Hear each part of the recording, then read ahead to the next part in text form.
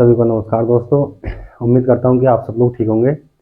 और मैं आपको बता दूँ, जो हमारा ज्योग्राफी का बैच चल रहा है तो दोस्तों उसमें हम पहुँच चुके हैं जियोमॉर्फोलॉजी पर, और जिसमें आज हम बात करेंगे पृथ्वी की उत्पत्ति से संबंधित जितने भी पहलू हैं उन पर हम एक एक करके सब पे चर्चा करेंगे। तो आप लोगों से निवेदन करता हूँ, हमारी क्लास को अपने दोस्तों को ज़्यादा से ज़्यादा शेयर कर दें और हमारे चैनल को सब्सक्राइब जरूर कर लें, जिससे आपको हमारे आने वाली वीडियो का नोटिफिकेशन मिल सके। और दोस्तों ये क्लास आपको सभी एग्जाम में हेल्प करने वाली है, सही ना।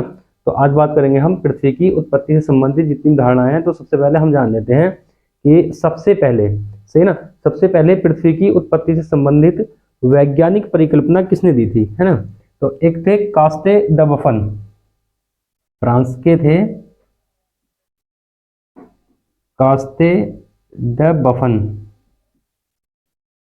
ये फ्रांस के रहने वाले थे, है ना। ये फ्रांसीसी भूगोलवेत्ता थे या वैज्ञानिक थे, फ्रांस के थे, ठीक है। इन्होंने सर्वप्रथम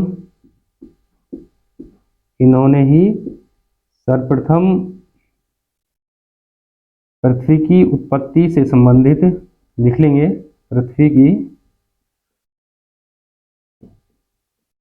उत्पत्ति से संबंधित, पृथ्वी की उत्पत्ति से संबंधित वैज्ञानिक अवधारणा या वैज्ञानिक परिकल्पना दी थी, वैज्ञानिक परिकल्पना या अवधारणा इन्होंने दी थी, ठीक है। तो सबसे पहले किसने दी थी? कास्ते द बफन ने। कब दी थी इन्होंने दोस्तों? इन्होंने दी थी, लिख लेंगे इसमें, कब दी थी? तो लिखेंगे 1749 में, है ना।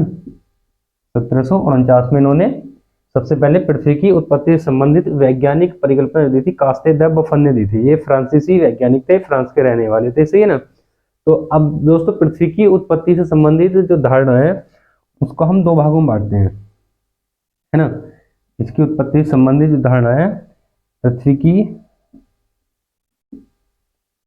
उत्पत्ति, इसको हम दो भागों में डिवाइड करके पढ़ेंगे। सबसे पहले पढ़ेंगे दोस्तों हम अद्वैतवादी अवधारणा,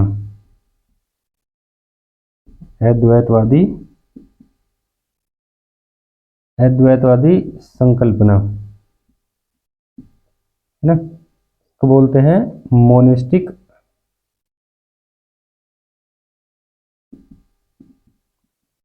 कॉन्सेप्ट,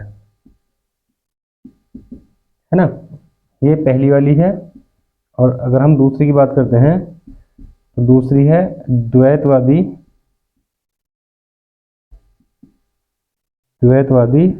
संकल्पना, ठीक है, यानी कि डुअलिस्टिक कॉन्सेप्ट, है ना। दोस्तों क्या था, जो अद्वैतवादी संकल्पना है इसके अनुसार पृथ्वी की उत्पत्ति एक तारे से मानी जाती है,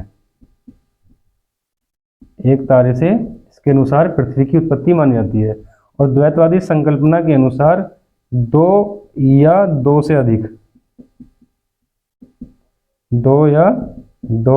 अधिक तारों से इसकी पृथ्वी की उत्पत्ति मानी जाती है, सही है ना। तो दोस्तों इसको आप इतना देख लें, इसके बाद में हम बात करेंगे, तो आप इसको देख लें, बात करते हैं वायव राशि परिकल्पना यानी कि गैसियस हाइपोथेसिस की। दोस्तों अब हम बात करेंगे वायव राशि परिकल्पना यानी कि गैसियस हाइपोथेसिस की, है ना। पृथ्वी से संबंधित वायव राशि परिकल्पना,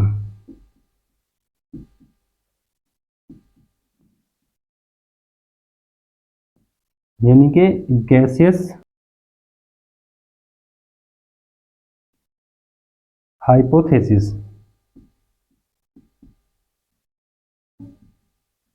है ना। तो दोस्तों इसकी थोड़ी सी हम बात करेंगे। वायव राशि परिकल्पना किसने दी थी? तो ये दी थी इमैनुअल कांट ने, सही ना। इमैनुअल कांट ने दी थी, जर्मनी के दार्शनिक थे। ये दी थी इमैनुअल इमैनुअल कांट ने, है ना। ये इमैनुअल कांट कहाँ के थे? ये जर्मनी के दार्शनिक थे।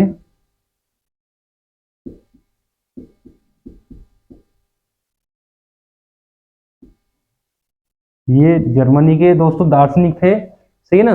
जर्मनी के एक दार्शनिक थे। इन्होंने ये कब दी थी? 1755 में दी थी। इन्होंने वायु राशि परिकल्पना कब दी थी? तो ये दी थी इन्होंने दोस्तों 1755 में, है ना। इसके बाद में दोस्तों ये परिकल्पना न्यूटन के गुरुत्वाकर्षण के नियम पर आधारित है। लिख लेंगे न्यूटन के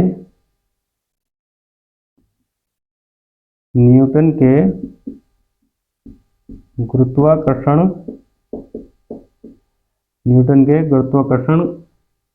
के नियम पर आधारित है।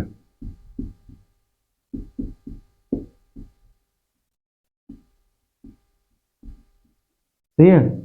अब दोस्तों इनका क्या मानना था? इमैनुअल कांट का मानना था ब्रह्मांड में पहले बहुत सारे पदार्थ या, है ना, बहुत सारे पदार्थ एक या कण एक बिखरी हुई अवस्था में थे, है ना।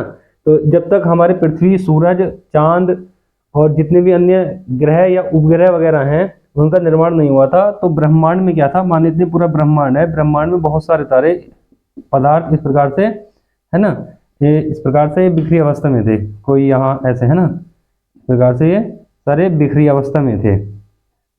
तो इनका कोई भी निश्चित क्रम नहीं था, मगर ये क्या थे कि तारे, ये कण या पदार्थ बिखरी अवस्था में थे स्टार्टिंग में, है ना। इन्होंने माना था, इमैनुअल कांट ने, कि प्रारंभ में यानी कि शुरुआती अवस्था में ब्रह्मांड में बहुत सारे पदार्थ या कण, है ना, वो क्या थे? बिखरी अवस्था में थे। बिखरी अवस्था में थे तो ये क्या थे? कठोर, ये कण कठोर थे, है ना। ये क्या है दोस्तों? तो ये कण है, ये कण बिखरी अवस्था में थे या पदार्थ इन्हें हम कह सकते हैं। कण हैं या पदार्थ हैं ये, और ये कैसे थे? कठोर थे, बिखरी अवस्था में थे, कठोर थे, शीतल थे, है ना। कठोर, इस प्रकार से लिख रहे हैं, कठोर, शीतल तथा गतिहीन थे। मतलब यह है दोस्तों, जैसे आज के तारों की एक निश्चित गति है, वो, है ना, वो सूरज के चारों तरफ घूमते हैं, एक निश्चित गति में घूमते हैं, अपनी कक्षा में घूमते हैं। तो इनके साथ में क्या था कि ये गतिहीन थे। ये कण या पदार्थ जो थे ये गतिहीन थे, सही है, कठोर भी थे और शीतल भी थे। अब क्या हुआ, ये कण जब गतिहीन थे तो ये कहीं भी जा रहे थे, कोई निश्चित गति तो इनकी थी नहीं। ये कण एक आकर्षण बल के कारण आपस में टकराने लगे, सही ना। ये कण क्या हुआ कि ये कण आपस में इस प्रकार से टकराने लगे, है ना। तो लिखेंगे जब ये गतिहीन थे तो आकर्षण बल के कारण, सब में आकर्षण बल था, सब में अपना आकर्षण बल था। आकर्षण बल के कारण ये कण या पदार्थ ना आपस में टकराने लगे, आपस में टकराने लगे। अब दोस्तों क्या हुआ, जब ये कण आपस में टकराने लगे तो टकराने से क्या हुआ, इनके ताप में वृद्धि हुई, है ना। जब ये कण आपस में टकराए तो टकराने से क्या हुआ, इनके तापमान में वृद्धि हुई, और तापमान में वृद्धि के कारण क्या हुआ, ये एक पदार्थ वायु राशि में बदल गए, है ना। तो फिर इसके बाद ये एक वायु राशि में बदल गए। इमैनुअल कांट के अनुसार ये एक वायु राशि में बदल गए। दोस्तों जब ये वायु राशि में बदल गए, है ना, तो क्या हुआ, इससे एक निहारिका का निर्माण हुआ, सही है ना। इससे क्या हुआ, इसके बदलने से एक निहारिका का निर्माण हुआ, निहारिका का निर्माण हुआ। अब दोस्तों यहाँ बताया था ना, ताप में वृद्धि हुई, तो निहारिका के ताप में वृद्धि होने से, सही है ना, निहारिका के ताप में वृद्धि के कारण निहारिका जो थी घूमने लगी, है ना। जब ताप में वृद्धि हुई तो ये निहारिका घूमने लगी, इस प्रकार से निहारिका घूमने लगी, ताप में वृद्धि के कारण निहारिका घूमने लगी। है ना, लिख लेंगे निहारिका घूमने लगी। सही है। क्या हुआ फिर दोस्तों, जब निहारिका घूमने लगी, इस प्रकार से निहारिका ये घूमने लगी, है ना, ये निहारिका इस प्रकार से घूमने लगी। सही है। तो इससे क्या हुआ, अब दोस्तों क्या हुआ कि निहारिका के घूमने के कारण इसके सेंटर से, यहाँ से, है ना, तो इसके सेंटर से, यहाँ से निहारिका के घूमने के कारण सेंटर से क्या हुआ, केंद्र प्रसारित बल के कारण, केंद्र प्रसारित बल के कारण या सेंट्रीफ्यूगल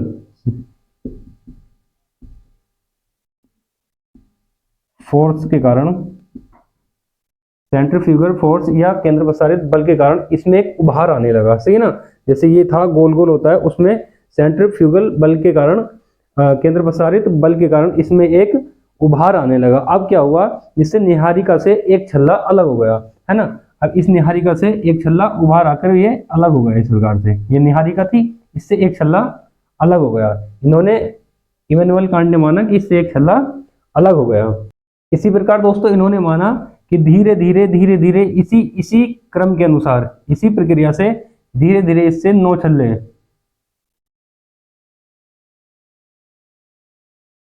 9 छल्ले अलग हुए। सही है।